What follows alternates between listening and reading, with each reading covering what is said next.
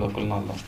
بسم الله الرحمن الرحيم، ورجعنا لكم تاني مع الحديث المشاكس المشاغب المختلف معنا دائما، ولكن يتفق معنا على حب وعشق الكيان في وجود الرائع محمد يحيى، وتستمر المداولات بين القرينين. النهارده هنتكلم على حاجه مهمه قوي. طبعا احنا قعدنا سنين طويله نسمع من الاهلاويه وهم بيقولوا لنا كده عيانا جهرا في وسط الشارع المظلمه، البكايين اللي قاعدين بيحسوا ان هم دايما مظلومين. وكابتننا الكبير اسطوره الزملكاويه كابتن حسن شحاته على قناه الاهلي قال الزمالك مش مظلوم تحكيميا، رغم ان احنا كنا بنستشهد دايما بهدفه في الاهلي، الهدف العجيب اللي اتلغى. والغريب انه ناقد نفسه بعد كده مع مدحت شلبي وجاب الهدف وقال ان ده هدف يحسبه واحد اعمى. لكن الزمالك مش مظلوم اعلاميا ومش مظلوم تحكيميا. السنه دي جميع الحكام بما فيهم الشناوي رضي الله عنه وارضاه قال ان هدف الداخليه تسلل صريح لان اللاعب متداخل في الكوره، ورفض يحلل لايمن يونس ضربتين جزاء اتفق عليهم كل خبراء التحكيم بما فيهم جهاد جريشه اللي ضيع على الزمالك 9 نقط كاملين. 9 نقط كاملين، 3 تعادلات وهزيمتين. سبحان الله، اتفق مع ياسر عبد الرؤوف وسمير محمود عثمان والشناوي رضي الله عنه وارضاه الذي لا يخطئ ابدا ولا يقول الا الكذب، قصد الصدق. اتفقوا جميعا على ان الزمالك عنده اخطاء تحكيميه بما فيها مخالفه بروتوكول الفار في لقاءين اسوان والداخليه يتعاد عليهم الماتشين، وخسر الزمالك 5 بونت نتيجه اخطاء تحكيميه، والزمالك ما اتظلمش. حتى ان طلع علينا كلاتنبرج ذلك الذي هبط علينا بالباراشوت لحظ $40,000 غير البدلات شهريا. اسمه الراجل ده؟ كلاتنبرج او انيتا جولدنبرج، احسب زي ما تحسب. مش ده او المصارع جولدنبرج بتاع المصارع. اخو انيتا جولدنبرج. كلاتنبرج هو من الدنمارك؟ الالمعي من الدنمارك؟ انجليزي.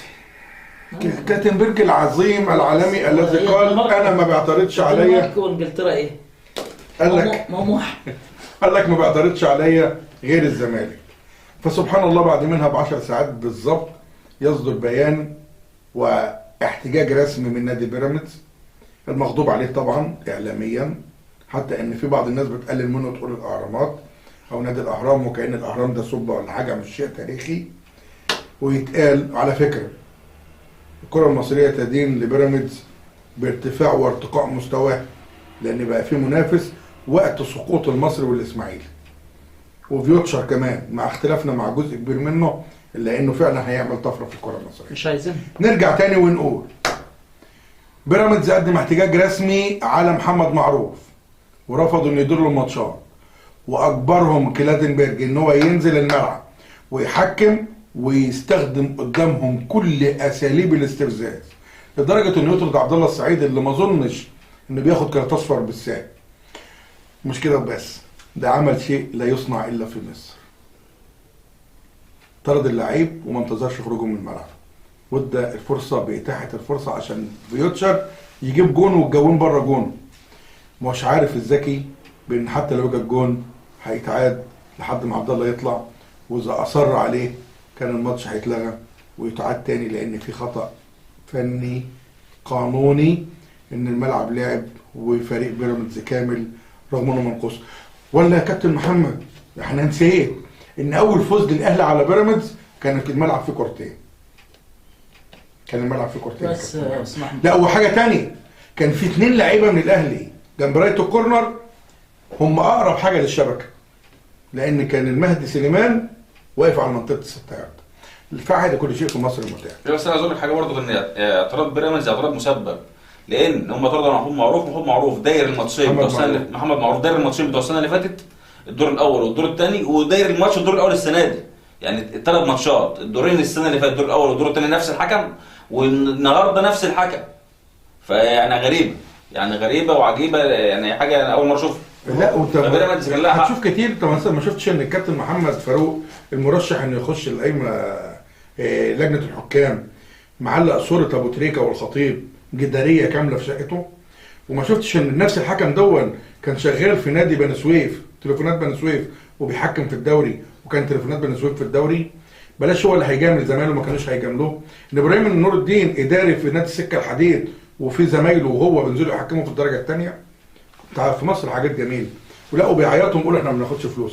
طبعا يا كابتن محمد انت شايف ان الزمالك مش مظلوم تحكيميا؟ انت بتاخد وانت قلت ولا انا اللي اقول؟ لا انا بسالك يعني راي حضرتك ايه؟ يعني انت شايف ايه؟ انا كراجل قاعد هنا المفروض ان انا بتكلم الصح والصدق. لو الاهلي ليه شيء هقوله قسما بالله، وكل الزملكاويه عارفين ان الزملكاوي بيقول انا دي صح ودي غلط حتى لو على نفسه. طيب احنا هنبتدي من الحته بتاع كابتن حسن شحاته اللي انت قلتها، ان دايما الزمالك عايش المظلوميه. تمام؟ احنا مش هنختلف ان الزمالك اتظلم كتير، وكلمه حسن شحاته اكيد غلط يعني. تمام؟ بس انا اتكلم على هذا الموسم. هو احنا ليه عمالين نعلق اخطائنا وشماعاتنا على التحكيم؟ يعني انا عايز اعرف احنا خسرنا من اسوان بسبب التحكيم؟ هو انا مستني لازم يجي لي ضربه جزاء عشان افوز؟ مش حقي؟ حقك حتى لو حكم خطا انت مستواك سيء. انا هسألك سؤال يا استاذ محمد بعيد عن الكوره. استنى بس انا جاي لك برضه. سؤال بعيد عن الكوره. انا جاي لك اهو. انا جاي لك انت كنت بتلعب الاتحاد الماتش اللي فات. انت مستني هديه من السما برضه عشان تفوز؟ وانا كل حاجه ارميها على التحكيم؟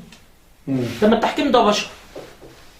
يعني التحكيم بيخطأ. التحكيم كان بشر قبل وجود شاشه تلفزيونيه واحد قاعد. ماشي تمام.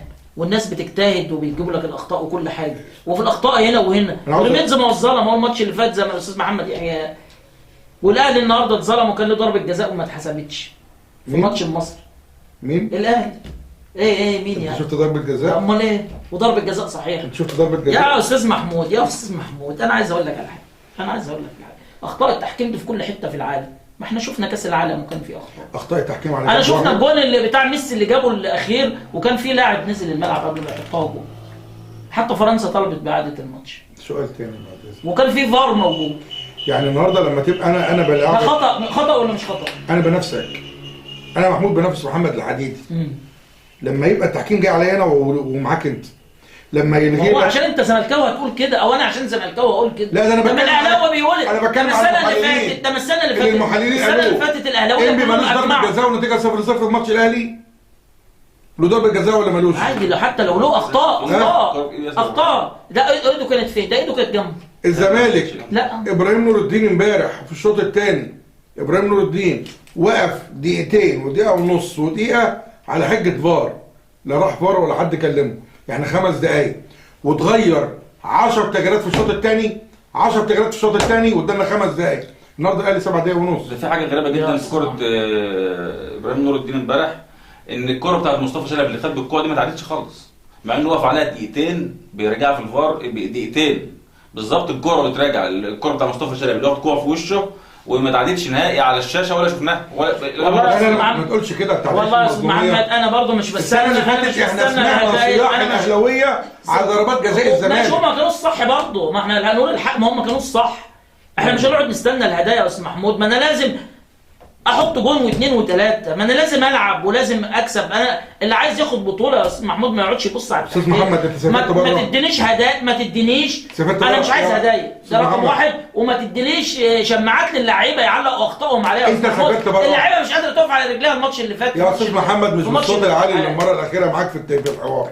الشيخ طه اسماعيل في ماتش كان الاهلي اسوأ ما يكون وكسب في الدقيقه 96. في ماتش كان المفروض ان الاهلي مغلوب ومطرود منه احمد فتحي، ماتش الجونه. فاكرين ماتش الجونه؟ احمد فتحي خد انذار وطرف اسلام محارب في نص الملعب، بدل ما ابراهيم نور الدين يحسب فاول وطرد على احمد فتحي تكمل الكوره ومروان محسن يجيب جون ياخد بالاهلي الدوري. ياخد بيه الاهلي الدوري. تمام. الفار ينادي لابراهيم، الفار ينادي لابراهيم يشيل السماعه من ودنه ويقول له مانيش جاي. الاخطاء متعه قدام عدسه التلفزيون. على فكره ابراهيم نور الدين ده احسن حكم في مصر. قدام عدسه التلفزيون، قدام عدسه التلفزيون شال السماعه وقال له مانيش جاي. ماشي يا كابتن، راجل واثق من قراراته. ابراهيم نور الدين ده من احسن الحكام في مصر. تمام. ابراهيم نور الدين ده اتضرب في تونس؟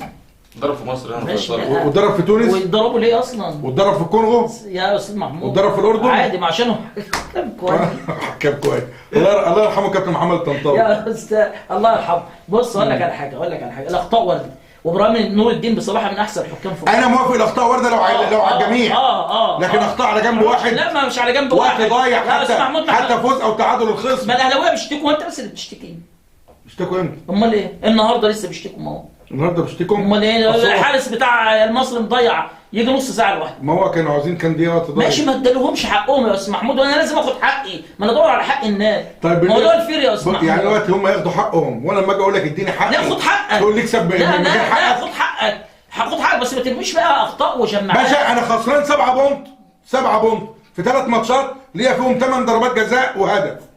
8 ضربات جزاء؟ 8 ضربات جزاء. سندوتشين شاورما يا استاذ محمود بلا 8 مش انا اللي قلت 8 ضربات جزاء. ده مش يا رايي، عم ما رايي ده مين؟ مش رايي، ده راي المحللين التحكيميين. مين ده؟ طارق يحيى وخالد الغندور؟